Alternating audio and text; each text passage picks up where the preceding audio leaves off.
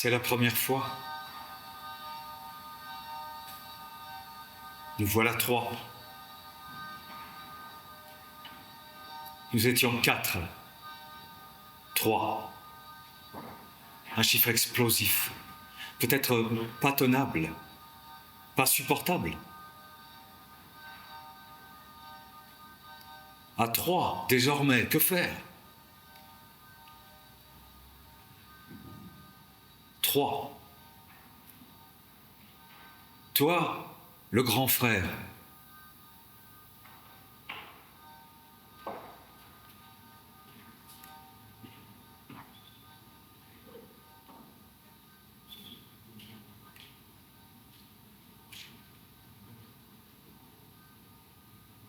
Moi, le deuxième. Et notre mère. Le père, disparu. Décédé. Mort. Rayé de la carte. Je sais, on ne dit plus cela. Les gens partent. Ça ne me convient pas.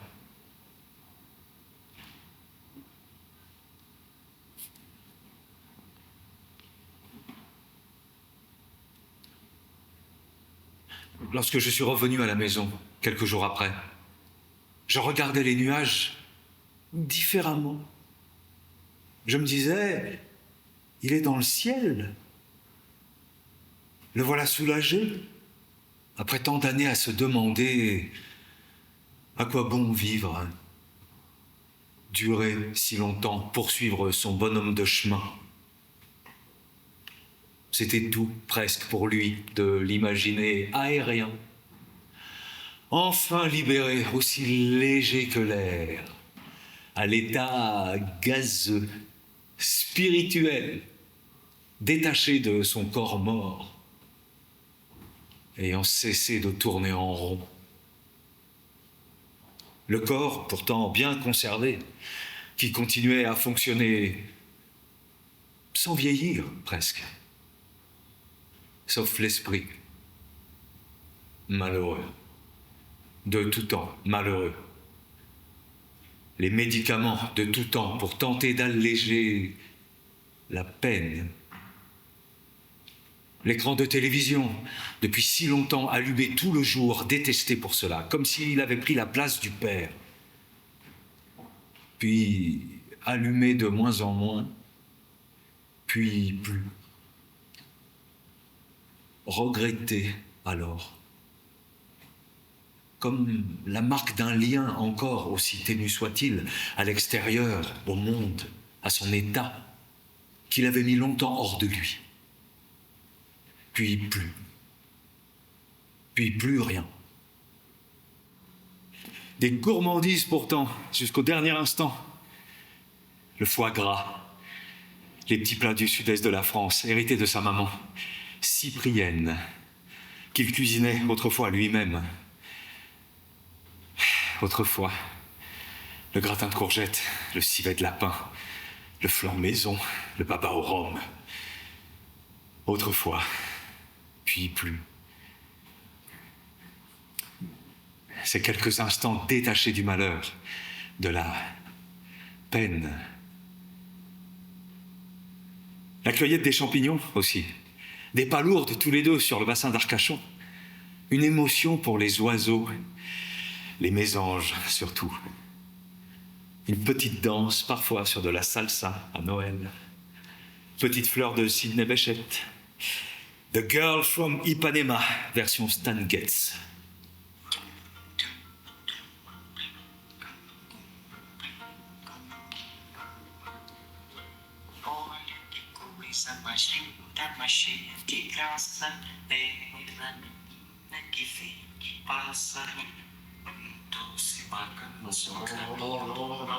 Non, c'est pas vrai, c'est pas vrai. Non. Il n'aimait pas la musique. Pas les oiseaux, pas les paysages, pas le ciel. Il ne m'aimait pas. Je sais pas pourquoi. Une grosse voix, proche d'un aboiement parfois, qui faisait presque peur. Il n'était pas grand, bon. Il prenait goût à me blesser, à rire de moi, à se moquer de tout, de rien. Alors un jour, je suis parti. J'ai pris la fuite. Mon envol. Une fugue, j'ai essayé. Je n'étais pas très loin. Parti sur ma mobilette. Avant que tu me la casses. Avant ton accident sur ma mobilette.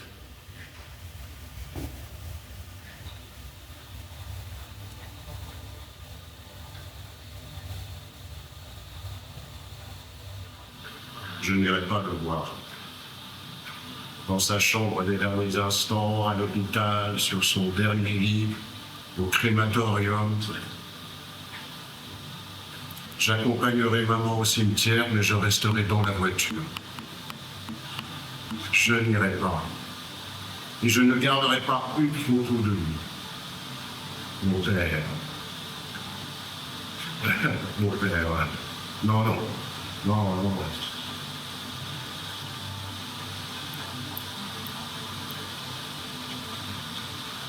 Moi j'irai. Le corps est là, je dois y aller. Faire face au corps mort. La chose impossible. Mais pourtant là, concrète, lourde, froide. Alors je suis allé seul avec ma fille pour en découvrir avec la mort, la voir en face. Et d'années, de mois, de jours, rester incrédule, à repousser cette possibilité, cette éventualité, cette échéance, la mort de mes parents, de papa, bientôt de maman. Ça y est. Ça y est, nous y sommes.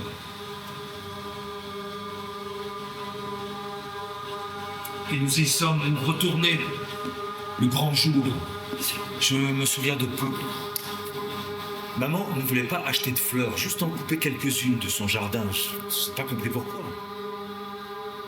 Moi, j'ai acheté des arômes blancs, des dipladénias blancs, entouraient son cercueil pour la levée du corps. J'ai été longtemps épargné par la mort. Il y a quelques années, j'avais assisté à une cérémonie religieuse, celle du père d'une amie, suicidé, sur la voie, un train. C'était à l'église Saint-Eustache, à Paris. La foule, les discours, audibles ou non, le monde. Tant de monde réuni dans la grande église lumineuse parisienne. Ici au village, il y avait si peu de monde. Pour la levée du corps, puis au crématorium. Il n'y a pas eu de cérémonie religieuse, pas d'église. Je n'ai pas compris pourquoi. Maman, croyante, presque fervente, ne l'est peut-être plus aujourd'hui. En tout cas, on a inventé nous-mêmes une prière adressée au Seigneur. On l'a dite ensemble, bougie à la main. On a répété le refrain en chœur plusieurs fois. C'est...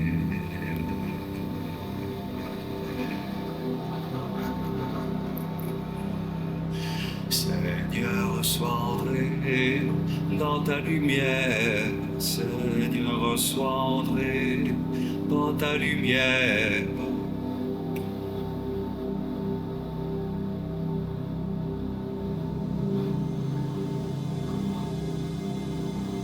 Le 1er juin 2022, au matin, je n'étais pas sur place. Ma mère m'a écrit un SMS. Ton père s'est éteint cette nuit. Je trouvais ça délicat. Délicatement formulé. Le 1er juin 2022, c'était la première ouverture professionnelle de ma dernière création. Je ne l'ai pas annulée. Dans cette pièce, je vis Mes parents perdent pied, chaque jour un peu plus.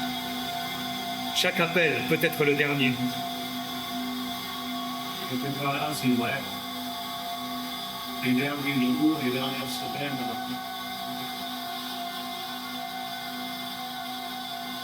Il y a tant de choses à faire. Il y a toujours tant de choses à faire. Ne viens pas, ce n'est plus la peine, on n'a pas besoin de toi. Maman et moi, on se comprend tous les deux. Toi, tu es ailleurs. Tu es dans notre monde désormais. Depuis si longtemps. Depuis que tu es monté à Paris. Tu y as fait tes études. Rencontrer des personnes qui ne sont pas de notre milieu, vécu l'ascension sociale.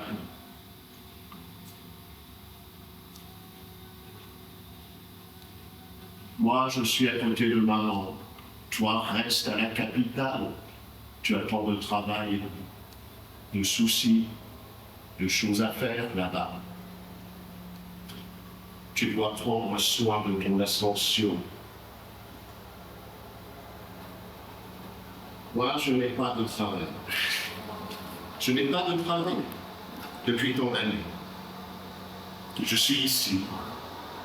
Je suis aidant. Et je peux le faire, ça ne me dérange pas, je sais le faire.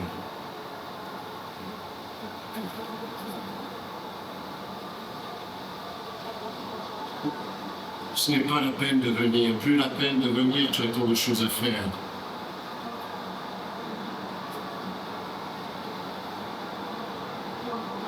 Mais ce n'est pas grave, ce n'est pas grave, ce n'est pas grave. Tu étais là au moment, tu es revenu quand je te l'ai dit, quand je t'ai alerté, tu es venu à l'hôpital avec ta fille, il y avait mes enfants, vous étiez tous là, vous l'avez vu une dernière fois, tu as pu échanger avec lui. Moi, je suis venu avec lui. Les derniers temps, je venais pour aider maman et je ne voulais plus qu'il me parle. Il n'a jamais su me parler, me prendre dans ses bras. Il ne m'a jamais aimé et je ne sais pas pourquoi. Non, je ne sais pas pourquoi. 60 ans de haine, c'est bizarre. Hein. Mais c'est ma vie. C'est ma vie, ça, c'est ma vie.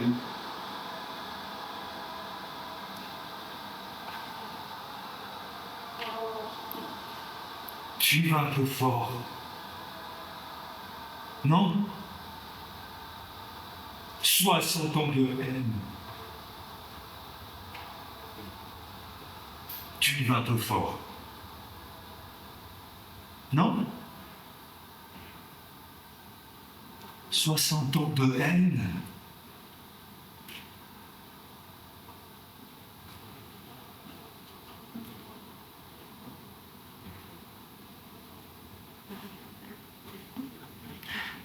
Mais j'admire ta patience, ta générosité, ton savoir-faire. Pour la première fois depuis bien longtemps, te voilà devenu grand frère. Mon grand frère. Mon grand frère. Prenons soin de nos parents, de moi. Tu me protèges. M'évite tous ces fracas médicaux, administratifs, funéraires, notariaux, etc.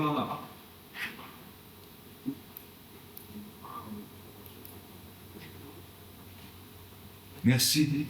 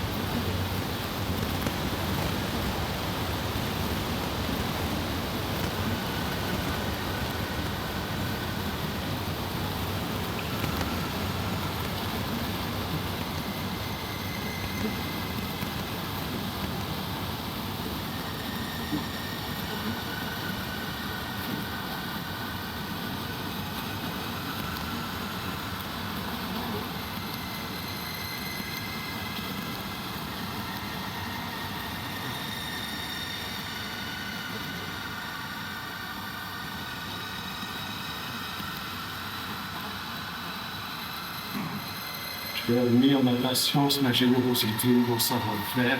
Oui, pour la première fois, depuis bien longtemps, de la grande frère, qui prend soin de toi, te protégeant de tous ces tracas médicaux, administratifs, funéraires, notariaux, et pas seulement celui dont le poids de l'existence et du corps est si lourd à porter depuis tant d'années.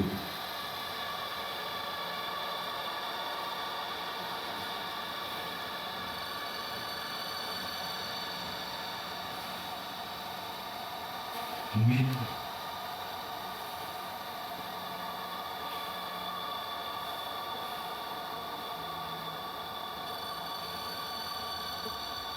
Je n'étais pas là, c'est vrai. Le jour où il s'est éteint. J'étais parti depuis longtemps déjà. La mort, comme une irréalité, gagnait pourtant du terrain chaque jour. Impossible à concevoir pour moi.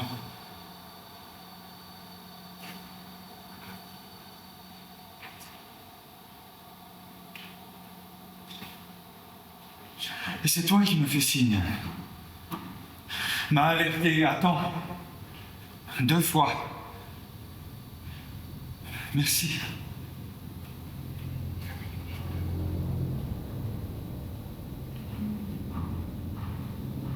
La première, papa venait d'être hospitalisé. Alors j'ai traversé la France entière pour un échange tumultueux, cafouilleux avec lui-même, un échange tout même.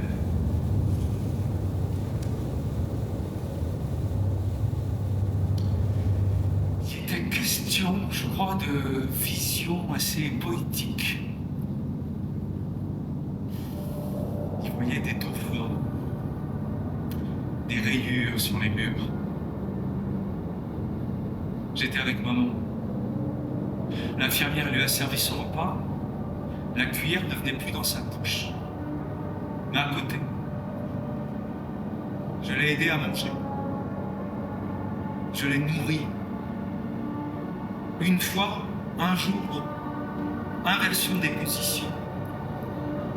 L'enfant nourrit le père, avec attention, avec amour. Un jour.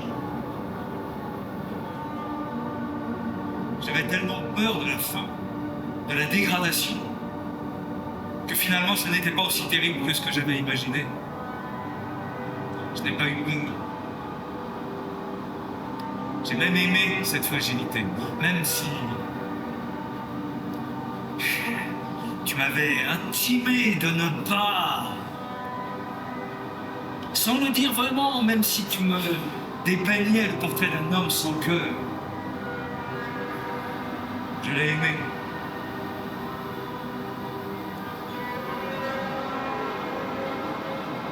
Il était question que notre père revienne rapidement à la maison. Le psychiatre est venu dans sa chambre vérifier son état psychique. Il lui a posé quelques questions. Notre père se souvenait bien de sa date de naissance. Le 11 novembre 1931. Mais maman a précisé, c'est le jour de l'armistice de la Première Guerre mondiale. Pour un militaire. Et il a bien répondu 2 comme le nombre de ses enfants. Mais les prénoms Pierre et Marguerite n'étaient pas les nôtres, mais ceux de son frère et de sa sœur. Sachant notre père sur le chemin du retour à la maison, je suis reparti au sud de la France. Le cœur presque léger. Quelques jours, quelques semaines, contempler à nouveau l'horizon. Et notre père est revenu chez lui, chez nous. 3 jours, plein d'espoir, plein d'inquiétude, avant de repartir précipitamment pour l'hôpital, pour de bon cette fois. Et c'est toi qui m'as alerté, m'a fait signe, attends. M'a dit que ça serait la dernière occasion si je voulais lui parler encore une fois. Alors j'ai retraversé la France entière. Avec ma fille, nous l'avons salué. Après un regard vers nous, en boucle ces mots. Mais on ne se connaît pas. On n'est pas de la même famille. Mais on ne se connaît pas. On n'est pas de la même famille. Nous ne nous sommes pas trop inquiétés. Ça lui ressemblait. C'était lui. Nous ne nous sommes pas inquiétés de son esprit vacillant. Nous nous avons acceptés. Nous l'avons aimé ainsi, aussi. Ma fille lui avait écrit une carte postale, un ange rêveur sur le recto. Elle lui a lu, pour lui dire à sa façon son amour pour lui. Je me souviens que papa nous a dit « Dans une semaine, je ne serai plus là. Demain, je pars. » Je lui ai demandé « Mais ici, c'est comme un hôtel pour toi, c'est comme des vacances ?» Et il a répondu « Oui, oui », sans une conscience claire qu'il était au bord de la faim. Et le surlendemain, il n'a plus parlé. Jamais. Sa voix s'est tue. Le deuxième jour, ma fille était repartie, je suis revenu avec maman, après un regard vers moi. Ah, tu es là! Avec un certain élan, comme s'il me reconnaissait. Une dernière fois.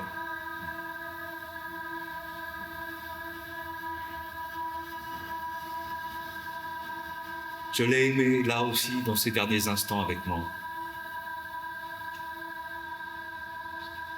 Ensuite, j'ai demandé à maman un tête-à-tête avec lui.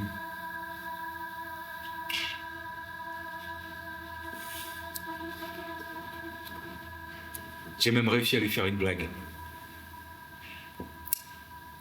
Il voulait arracher les tuyaux, les câbles, les tubes. Il semblait vouloir s'échapper. Je lui ai dit... Allez hop, j'arrache tout ça, là, ces tuyaux. Ni vu ni connu. Un intérêt soudain chez lui. Son sourcil s'est levé. Et puis...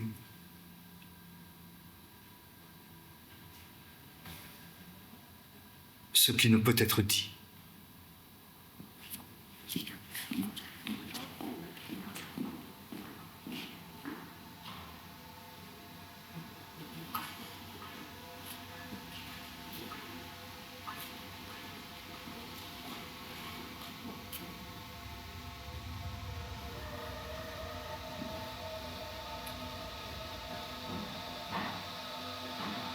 Papa, il faut que tu lui dises. Je m'excuse. Papa, tu dois lui dire. Je te demande de m'excuser pour tout ce mal. Je t'aime. Il faut lui dire à lui, ton premier fils, ton premier-né, tu vas mourir.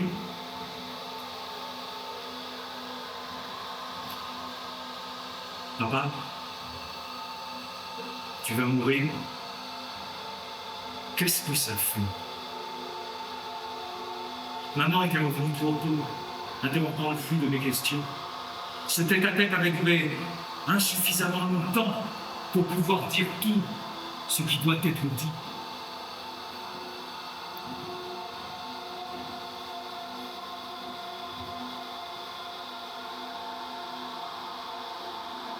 Le désamour, l'injustice, la souillure, et peut-être percevoir une réponse.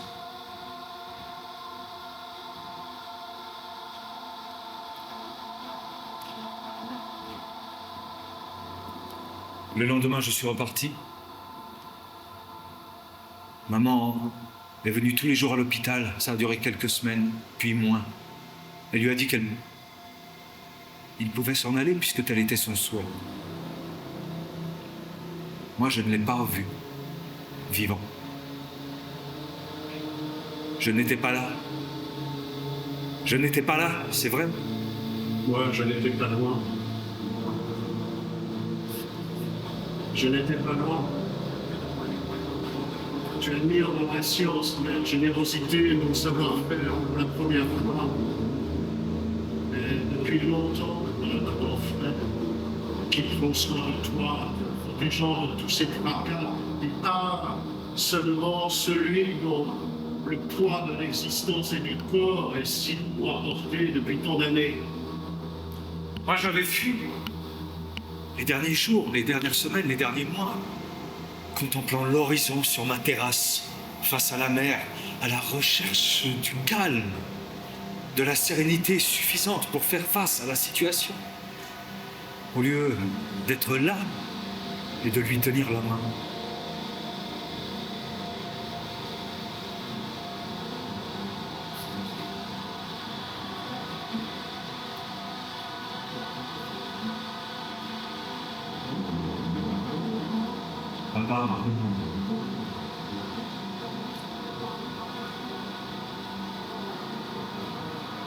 Et aujourd'hui, il n'est plus là. Et nous voilà trois. Je n'entends pas. C'est pas possible à demain. Non, je n'entends pas. Qu'est-ce que tu dis? Tu sais, je vais devenir sourd. Je suis en train de devenir sourd. Je n'entends déjà plus certains sons. En un mois, j'ai perdu 50% de l'audition. Je vois le docteur tous les 3 mois et ça s'est accéléré. Désormais, nous voilà trois. Trois qui savent ce qui t'est arrivé, qui a eu lieu, n'aurait pas dû avoir lieu, qui ne peut être dit. Au moins, que tout cela ne soit élucubration, développement, boursouflure de ta pensée, au-delà de ce qui peut être entendu et qui me terrifie. Je ne veux plus en parler. Je ne veux plus en parler. Je ne dirai plus un mot, ça me fait mal. Ça me fait mal dans tout le corps. Je ne t'entends pas. Je ne t'entends pas. Qu'est-ce que tu dis? Moi, le deuxième né, ton siamois, arrivé après toi, le premier né, qui a occupé toute place avant que je ne survienne. Toi, arrivé après moi, le deuxième, mon petit frère. Toi, désiré par eux, moi non. Dès les premiers instants, je suis tombé de la table à langer. 2 vieilles bonnes sœurs négligentes m'ont laissé tomber sur le sol. Quelques jours à peine, quelques heures peut-être, et déjà la première chute. Maman, tu t'en souviens? Eh oui. Et toi, comment sais-tu cela? Quelques jours, peut-être, quelques heures à peine. Quelle est cette peine si lourde à porter qui a marqué ta mémoire d'enfant à peine né pour te rendre en mission? Est-ce seulement possible? Ou bien est-ce peut-être un tissu de mensonge? Peut-être. Peut-être. Peut-être là, c'est vrai. C'est un peu fort. C'est peut-être une erreur dans mon esprit troublé. Mais c'est si simple de ne pas entendre, de ne pas croire, de ne pas me comprendre et de penser que je prends un tissu de mensonge dès les premiers instants. Je n'étais pas désiré, pas désiré. Toi, oui. Maman, c'est vrai. Est-ce un enfant né par erreur de calcul? Maman, tu dis, mais c'est cela. Il a dû se rendre compte.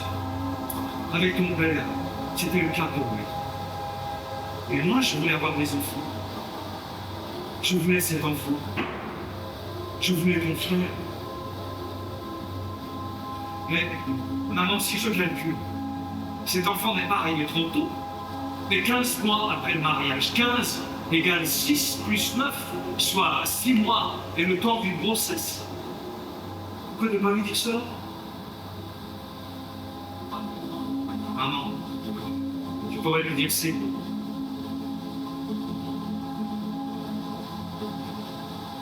Je voulais la naissance. Ton rêve, je ne sais pas, mais moi, je voulais toi. Exactement toi. Être avec toi. Je voulais voir la vie d'un nouvel œil à travers ton regard. Partager le réel avec toi. M'émerveiller avec toi au jour le jour d'un rayon de soleil ou d'un flocon de neige. Te prendre dans les bras. Être une famille à trois. Mais tu lui as pas dit. Tu ne lui dis pas cela. Pourquoi? Pourquoi ne pas lui dire cela? Pour tenter de tarir sa douleur, la source du malheur, pour couper tout au flux, à l'avalanche, à l'ensevelissement, au trop-plein qui recouvre tout, comme une pluie de cendres après l'incendie.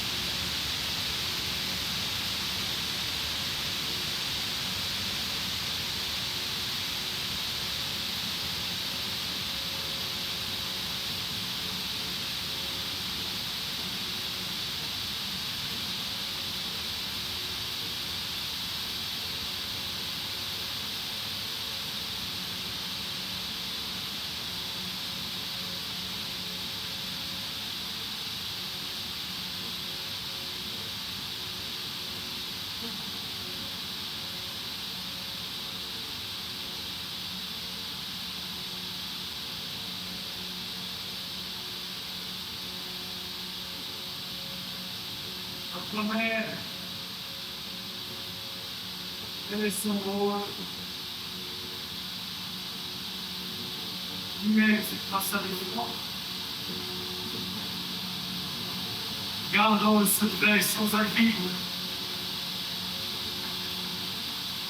Capable d'en parler à personne, même pas à son mari. Impossible pour elle de lire le crime commis par leurs amis sur un enfant si petit.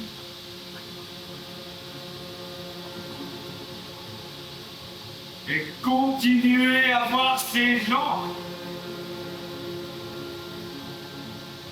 Parce que papa ne savait pas.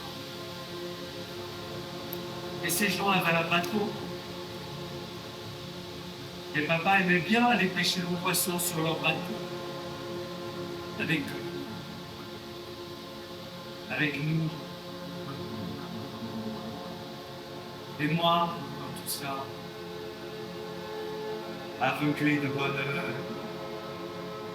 enfant préféré rayonnant jusqu'à ce jour. Quand tu as fugué, j'ai demandé à notre mère pourquoi. Notre mère m'a répondu: ton frère allait bien jusqu'à ce que tu arrives. Il y a des enfants comme cela qui ne supportent pas l'arrivée du deuxième. Et moi, enfant choyé, préféré, aimé, j'étais soudain devenu responsable. Celui par qui le malheur arrive, par qui l'obscurité s'était répandue. Nous étions désormais reliés, intriqués, si à moi. J'étais né et tu ne l'aurais pas supporté. Et toi, encore une fois, ton statut de victime foulé aux pieds, dénié au profit d'une jalousie supposée.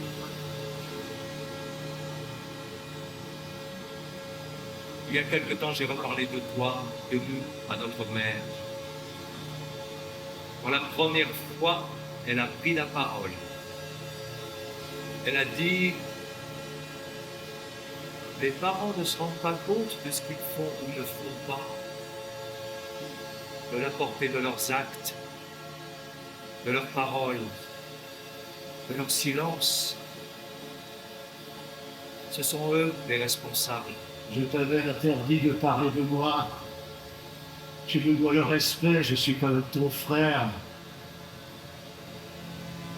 qui est arrivé avant toi sur cette terre, dans cette famille, qui a occupé toute la place avant que tu n'arrives à ton tour. Même si on a si peu de choses en commun, si peu de passé en commun, j'ai quitté la maison très tôt, j'ai fugué. Je suis parti sans laisser d'adresse, sans donner de nouvelles. J'avais 16 ou 17 ans et voilà, je n'étais plus là.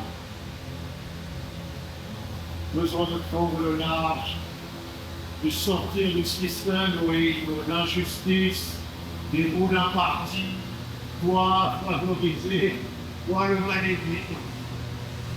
Et puis cette abomination, cette souillure, plus jamais.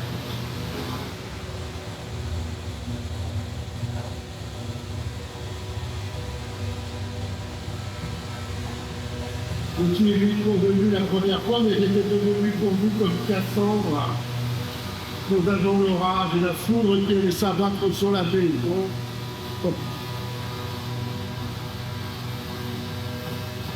À voir que ça ne soit l'inverse. Je ne tentais pas de prédire l'avenir, non, je tentais plutôt de dessiner votre regard face aux ruines du passé, mais vous n'avez rien vu. Votre bonheur à trois était désormais scellé sans moi, parti de la maison, puis revenu, étanche à mon activité. Moi surtout, mon petit frère, le deuxième, mon chien moi, mais rien de tout ça, d'occuper désormais toute la place.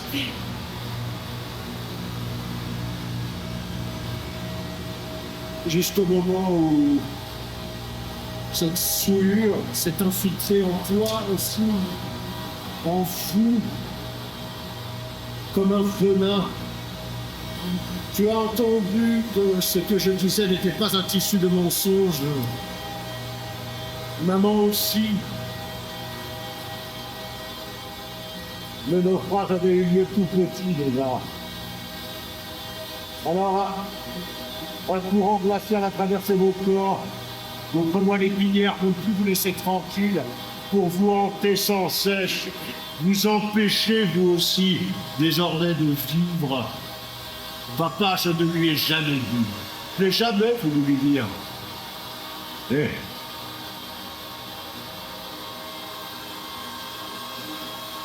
J'ai le cœur sur la main. J'aide les autres. Je les aime. les plus paumés que moi, tous. J'ai envie de leur apporter mon aide, c'est plus fort que moi.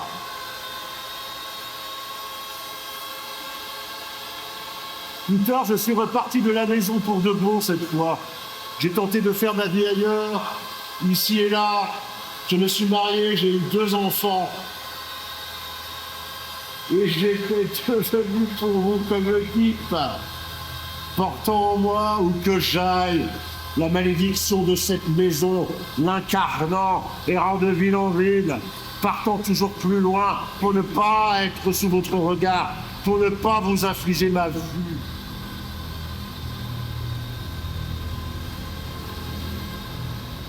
Avant de revenir pas très loin d'ici,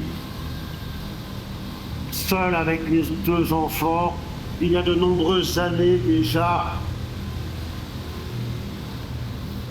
quand j'ai compris que ma fuite n'arrangeait rien,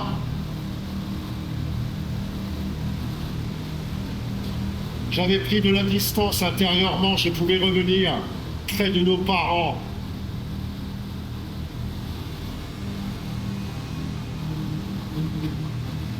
Et désormais, nous voilà 3. Toi, maman et moi. Sans lui.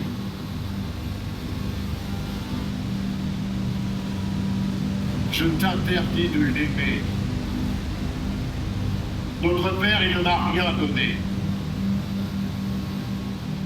Lorsque j'ai eu mes enfants, nous avions faim, j'ai frappé à sa porte. Il n'a pas ouvert. Il n'a pas fait un geste pour nous, il ne nous a rien donné. Qu'est-ce que tu dis? Je n'entends pas. Je n'entends pas. Pourquoi maman ne t'aurait pas aimé? Je sais pas. Peu avant sa mort,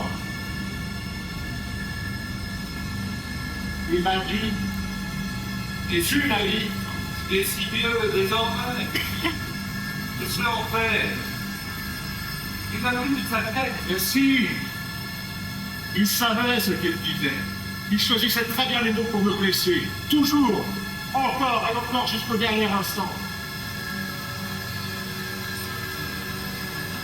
Les derniers temps, il se décomposait quand j'entrais dans la pièce. Les infirmières s'occupaient de lui quand il est rentré de l'hôpital 3 jours à la maison. Elles s'en étaient bien rendues compte. À ma vue, il blêmissait, il voulait comme s'échapper. La dernière fois, il est tombé à la renverse à mon arrivée. Une belle chute, la tête en arrière, le crâne ouvert, bien fait pour lui. Puis il est reparti pour l'hôpital. Cette fois, il n'est plus revenu.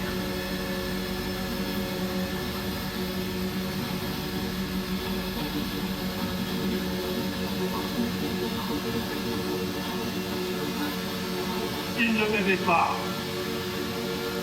Il ne m'a rien donné. Comment peux-tu dire cela? Maintenant qu'il n'est plus là, encore et encore, comment peux-tu dire cela? Mais la voiture, l'argent, tu les attendais?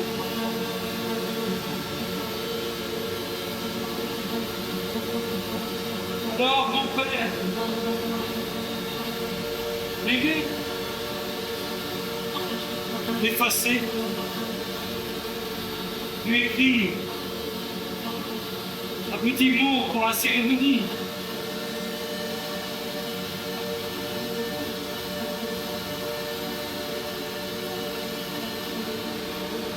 Un petit mot d'adieu, grand-mère. Au souvenir des croquades, des sourires, des petits pas de danse sur le pas de la porte ou devant la télé. Une liste de musique presque dansante pour la cérémonie. Quelques jours plus tard, sur le lit de mort, ma fille chante un chant d'amour au pied du lit. Les larmes coulent. À la sortie, maman dit: c'était formidable, ce chant. Cette cérémonie? Oui. Oui, oui, oui. La cérémonie, oui. Ce n'est pas le lieu des rencontres, ce n'est plus le moment. Tu peux l'écrire, ton texte. Tu peux mettre de la musique. Je t'y autorise. Malgré tout ce que je n'ai pas reçu. Que tu as lu, toi, dans l'enfance, devant mes yeux rendus fous de jalousie.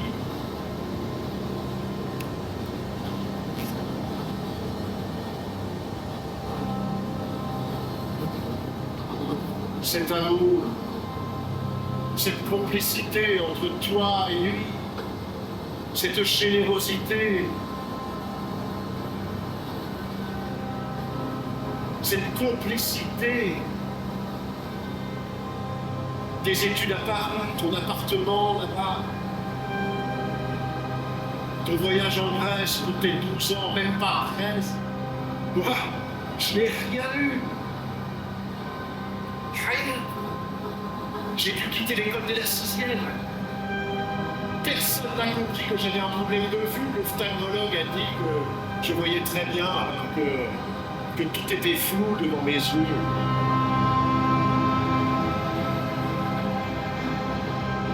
J'ai été abusé à moins de 4. Il y a eu du sang. Puis à 9 ans, à 11 ans. Et à 15 ans, encore une fois. J'ai dû faire disparaître les grands maculés. J'ai dû trouver un docteur en secret pour...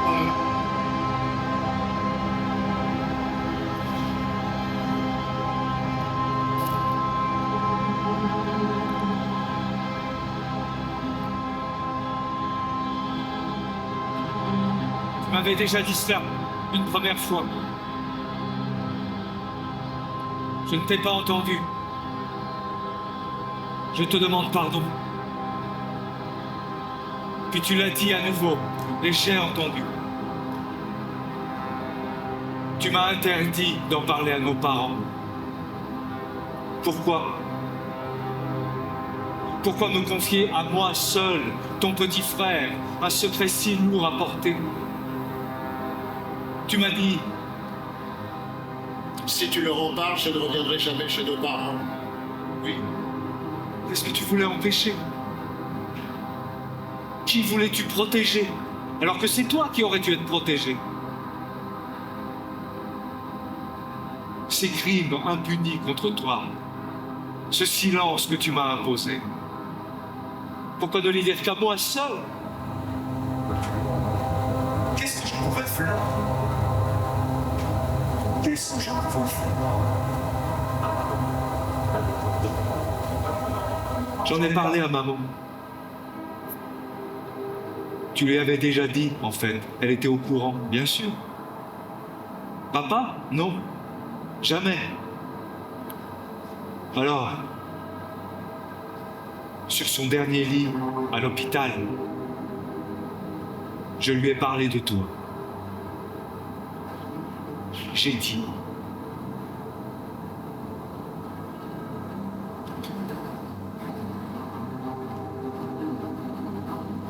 J'ai dit.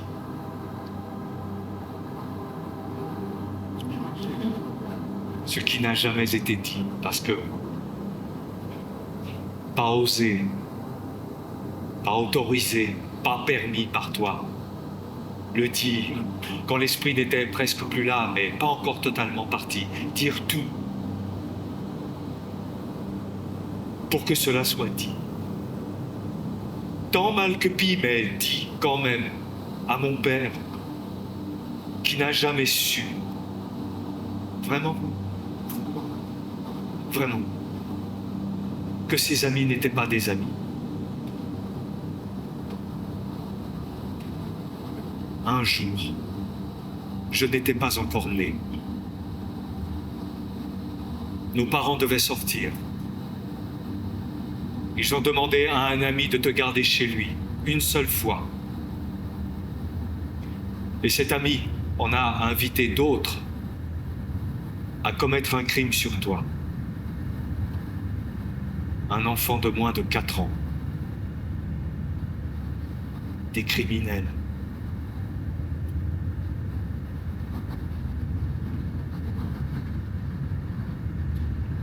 Chapeau.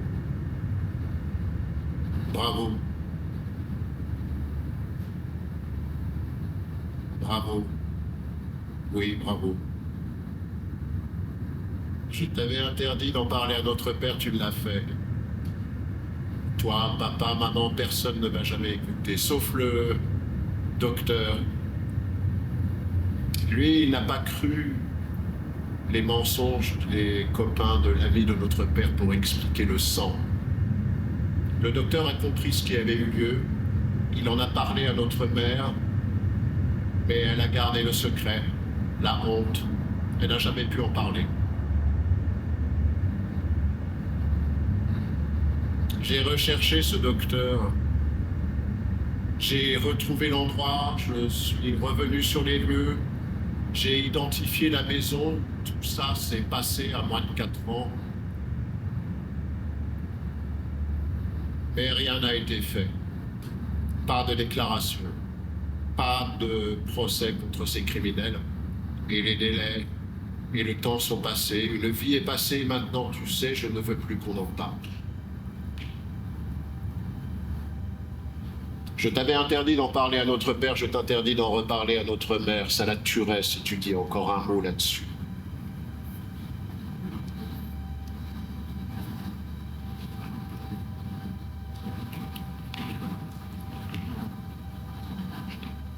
Et je t'interdis d'en faire une pièce de théâtre. Il te faut effacer tout ça.